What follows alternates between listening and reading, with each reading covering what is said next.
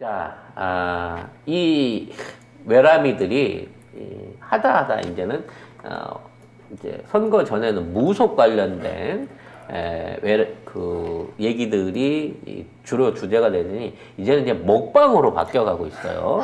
그러면서 김치찌개와 커피 믹스를 주제로 파격 소통을 칭찬하고 있습니다. 이래서 내가 얘기한 거야. 김치 주식하고 커피 믹스 주식을 사야 된다는 거예요. 근데 이거 머니투데이 기사인데 김치찌개부터 믹스커피까지 윤 당선인의 파격 소통 안채원 기자거든요.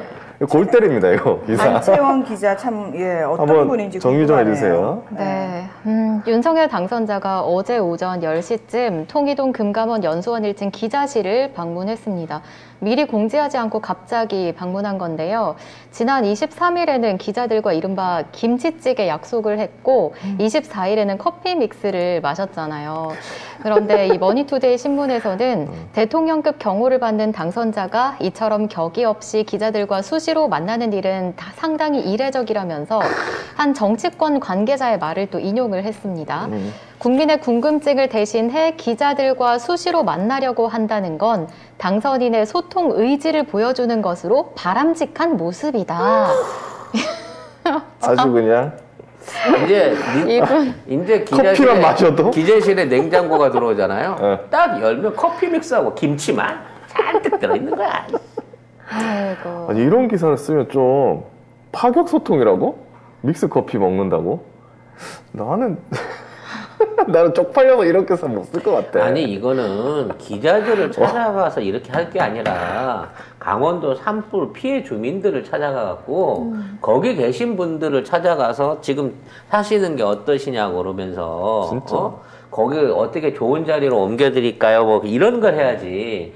이재명 후보는 거기 가갖고 천막이나 체육관 쓰지 말고 근처에 국가연수원이나 기업연수원들 빌려가지고 지내시는데 어려움 없게 하라고. 그 역할을 해야 되는 게 사실은 제대로 된 정치인인 거야. 그렇죠. 어머, 지금 검찰이랑 윤석열 쪽에서 뭐라고 한 줄 아세요? 니들이 그런 데 찾아가니까 진 거야. 야, 내가 검사 생활 오래 해봐서 아는데 기자 새끼들만 때려잡으면 다 끝나. 뭐하러 국민을 찾으러 다니니? 얘들이 알아서 빨아줄 텐데. 그러니까 요 소수 기자애들 있지? 얘네들이 탁 잡고 있으면은 알아서 대통령도 만들어줘. 뭐하러 국민 찾아다녀? 그러니까 진 거지. 라고 얘기를 하고 있답니다. 근데 진짜 국민들도 정신 차려야 돼요. 이런 기사를 보면서 아이고 내가 뽑은 이 윤석열 잘하고 있네. 이런 근데 아버지가 그러시디? 우리 아버지 아니라니까요 이제. 누가 그러디? 이거 보고 계시지 않습니까? 네, 보고 계시는데 아니라고요. 그러면서 아니라고. 지네들이 스스로 자조를 해요. 프레스 다방에서 기자들과 믹스 커피를 마시면서 다소 무거운 주제의 현안 질문들을 받았대요. 네. 근데 무거운 주제에 용산은 안 들어가 있어. 그렇죠. 여성가족 페이지 뭐 이런 얘기.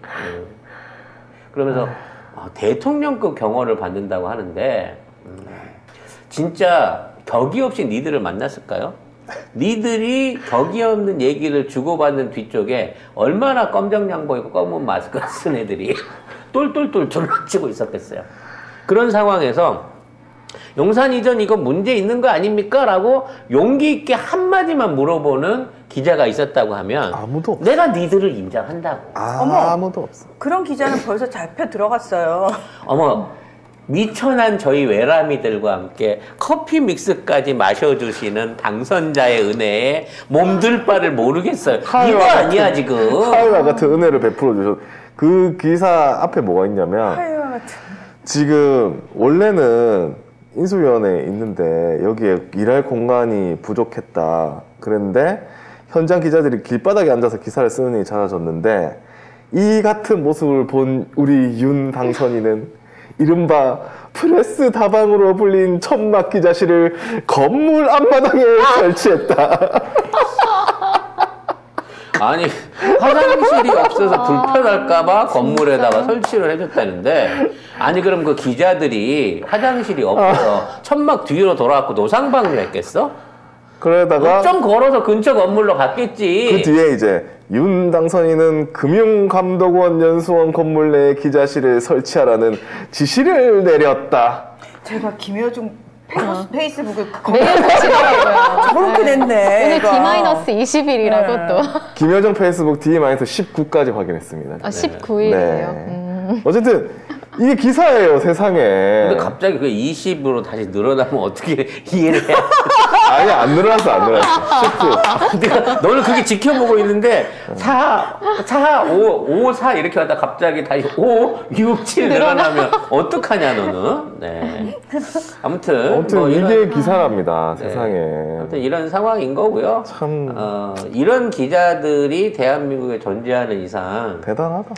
윤석열도 기분이 좋겠지만 윤석열의 지지자들과 지지 세력들도 명분을 갖고 무슨 짓이든 할 거예요. 그러니까 눈에는 눈, 이에는 이래잖아요. 우리도 때려잡아요. 그러니까 이거 그냥 때려 안 잡으면 이거 또 그러니까 당해. 때려잡아요. 우리도 때려잡을 수 있어. 나 할 수 있어. 내가 때려잡을까?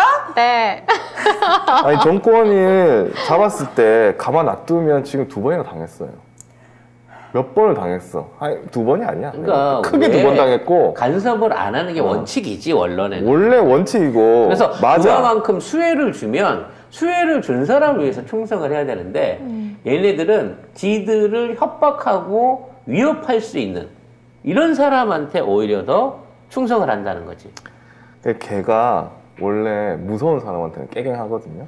그러니까 이게 그 친구에 나오는 그 대사인 거지. 약은 나한테 받아먹고 충성은 딴 데 가서 하는 거랑 똑같은 짓거리들을 이 언론은 하고 있다는 거예요 지금. 그러니까 우리도 똑같이 해요. 사실 그러니까 많은 사람들이 속에서 분통이 터지는 이유가 그거잖아. 뻔히 눈앞에서 저 짓거리들을 하고 있는데 왜 그걸 그대로 내버려 두냐. 노동신문은 응? 김정은이 돈을 주니까 그렇게 쓸 수 있어. 하지만 니들은 국민의 세금으로 니들을 미겨 살리고 있잖아. 그렇게 생각 안 해요. 그런 건가? 네. 의당 지들이 받아야 될 돈이라고 생각하는 건가? 네. 그리고 아니요. 못 받으면 바보라고 생각하고 더 많이 못 챙기면 바보라고 생각해요. 제가 잠깐 기자 생활할 때 아니 정부에서 그 언론사한테 돈을 얼마나 많이 주는데. 그거에 대한 생각은 없어요. 왜냐하면 내가 정부가 직접 내 월급을 주는 게 아니거든. 난 회사원이고 회사에서 내 월급이 나오는데 회사가 그 재정을 어떻게 충당하는지 난 관심 없고 아웃 오브 안중이고 그다음에 되게 웃긴 게 뭐냐면 제가 봤던 그 기자 세계는 되게 충격적이었던 게 그거예요. 어차피 이 직장 생활인데 이 직장 생활 끝나면은 사실 퇴직해야 되고 이렇게 되잖아요. 그러니까 요 시기에 내가 좋은 부로 발령을 받아가지고 땡길 수 있는 거 다 땡겨야지라고 생각하는 기자들이 의외로 많더라는 거예요. 그러면서 그때 못 땡기면 바보라고 얘기를 하는 거예요. 그리고 실제로 그 제가 또 경제 그 월간지에 편집장을 해본 입장으로서 기자 명함 달고 있는 애들이 많습니다. 엄청 많아요. 많은데 얘네들이 인정받고 잘하는 게 뭐냐? 어디 가서 기사를 협박 기사를 갖고 봉투를 뜯어내거나 아니면 누구 인물 인터뷰 기사 같은 거를 갖고 그쪽에다가 몇천 부씩 판매 부수를 올려갖고 맞아요, 오는 맞아요. 애들이 제일 인정받는 기자예요. 맞아요. 그런 애들은 글도 안 씁니다. 그냥 헬라헬라하게 돌아다니면 사람들 만나고 다니는 게 일이에요. 맞아요. 그래서 뭐 어디 출마할 정치인이라 아니면 뭐 어디 새롭게 뭐 어디 휘퉁 치려고 하는 부동산 업자들 만나가지고 그에 관련된 기사 관련 연결해갖고 써옵니다. 그래서 그거 한 다음에 5,000부 10,000부씩 팔아요. 뭐 어디 지역이 뭐 어떻게 개발이 되는데 뭐 이게 있는 무슨 업체가 이런 역할을 사실상 이거 찌라시 광고지거든요. 광고지. 근데 이걸 잘하는 놈이 대접을 받아. 그러니까 기본적으로 무슨 뭐 언론이나 이런 부분 안에서 그 취재하고 뭐 하는 애들 사람 취급 못 받고요. 맞아요. 대부분 웬만한 거는 인터넷 뒤져갖고 긁어와서 앞뒤 토시만 바꿔갖고 글 쓰는 애들이 그런 애들이 기자 역할을 하고 있는 거예요. 그리고 댓글에 막 많은 분들이 뭐 이게 기자야, 기레기야, 너 외람내기야, 정신 차려라 막 이런 거 쓰잖아요. 그러면은 우리가 상식적으로 생각했을 때 내가 내 바이라인 달고 그 밑에 그 댓글 있으면 창피하겠지? 내 가족이 이걸 보면 창피하겠지? 라고 생각할 것 같죠? 아니에요. 기자들은 어떤 반응인지 아세요? 그 딱 쫙 달리잖아요. 그럼 어휴 변 기자 오늘 한 건 했나 봐. 기사 앞면에 떴던데. 세상에. 그럼 와. 뭐 댓글 다는 애들이 어차피 그 제정신 박힌 애들은 댓글 안 달잖아. 뭐 그런 댓글 그냥 인기의 척도라고 생각하고 아우 변 기자 잘 나가대. 댓글이 많이 달리면 많이 달릴수록 아우 잘 나가대. 이렇게 되는 거예요. 악플을 즐겨 씨. 그러니까 그런 거 따위는 신경 쓰지 않아요. 니들이 뭐라고 쓰든 말든 난 쓴다. 니들은 그러니까 찌질하게 댓글이나 달고 살지. 난 기자잖아. 이렇게 되는 거예요. 정말로. 정치인이랑 똑같은 거야. 네. 부고만 아니면 무조건 자기 관련해갖고 어그로를 끄는 게 오히려 자기한테는 훈장인 거지. 이런 마인드를 가진 놈들은 짓밟으면 짓밟을수록 더 써요.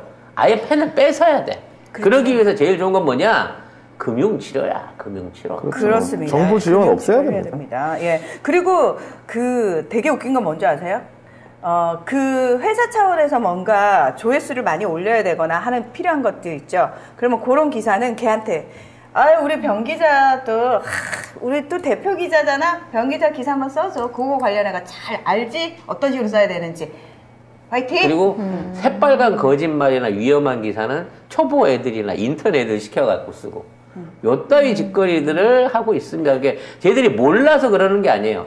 일부러 그래. 그러니까 몰라서 지은 죄는 하나지만 알면서 저지르는 죄는 두 개라는 면에서 언론 단죄 4월달 안에 꼭 이루어지기 바랍니다.